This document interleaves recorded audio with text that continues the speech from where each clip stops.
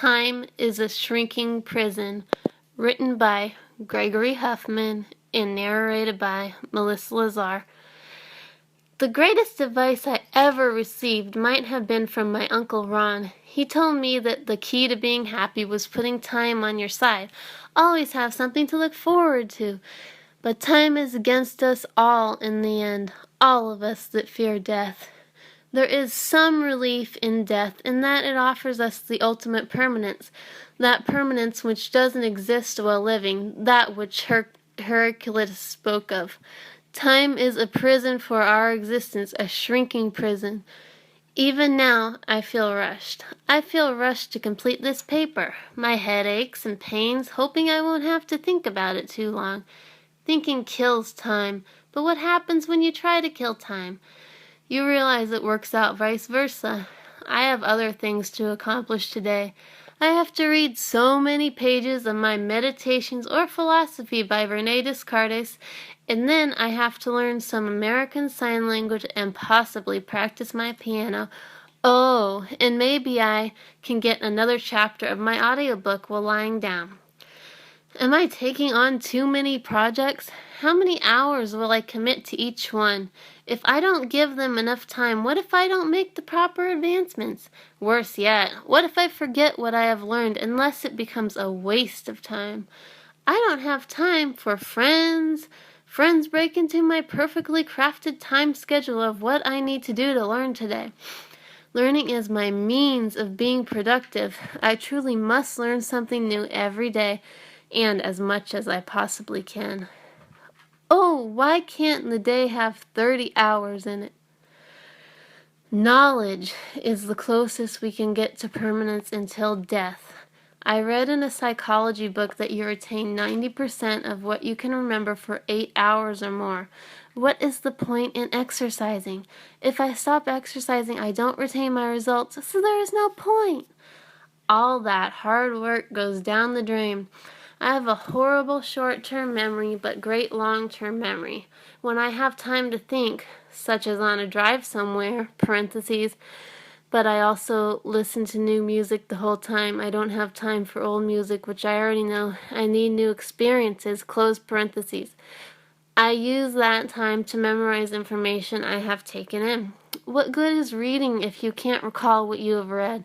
What good is learning a skill if you forget it?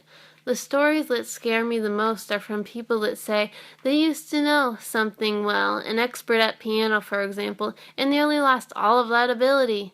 That truly frightens me because it means the permanence I hope to acquire isn't so permanent. I understand that when I die, I will lose all that I know, but death offers me a new permanence that will replace my knowledge. While living, I need my permanence. There truly isn't enough time while living. Look at all those beautiful books at the library. They are filled with beautiful facts. I struggle to get through one book for days, but how much time do I have left? How will I ever get to experience all this beautiful truth that exists? Isn't it depressing to see these libraries full of wonderful stories and know that you will die before getting to read them all? How depressing. I can't stand to wake up late. If I wake up late, that's an hour or two out of my learning time. No time to listen to music. That's wasteful, parentheses. I can listen to music in the car while driving, so that driving doesn't become a total waste of time, a waste of a new learning experience, close parentheses, period. Time you enjoy wasting isn't a waste, is it? But I'm not enjoying it. Counting the hours down as my prison closes in on me. What fun is that? Sometimes I'm pulled away by a friend and I justify it by saying that maybe I needed a break for my mind to retain information, or maybe this is a new experience which I need to learn. Sometimes while watching a movie I will space out and start thinking about other things I have learned or some other form of multitasking. But then, am I really getting the most out from my movie watching experience? I have a tendency to miss important plot developments. A video game can be confusing for me as well, and I will need to decide how far I will take the game. Will I just complete the game, or will I do some of the side quests? I really have time for an 100% run of a game, because that takes a lot of time for trivial little excesses that I am not learning anything from. Sometimes I also watch a Let's Play instead, because playing the game myself would cause too much stumbling around, and I'd rather just see someone else play it and commentate on it.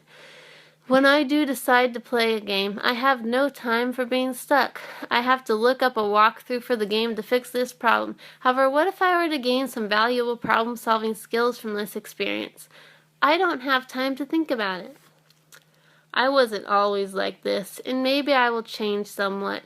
Maybe I can escape this extra restricting prison of hoarding permanence. I don't have time to not be lonely. I can't have a child because that would eat up chunks of my time. I haven't been looking for a job because I can be sustained via my father's help, parentheses, and school FAFSA payments, close parentheses. And working means that 8 or so hours of my day is dead, killed. Time is being killed, and for what? What does working a menial job offer me? Maybe once I get my accounting certification, I can look for a job that offers more. Working does provide money, and money leads to new experiences. The problem seems to be that when you have the money for new experiences, you don't have the time. And when you have the time, you don't have the money. I would like to pay to learn boxing, or go back to jiu-jitsu, or maybe even have help learning my piano. I also enjoy going out to eat and trying new foods. I struggle to decide how to end this writing, and as I struggle, the time ticks away. Time I could be spending to learn, to fill in the gaps of knowledge I don't have. I don't have time to worry about if I missed anything I wanted to say. I can add notes later if necessary. I have to stop writing now.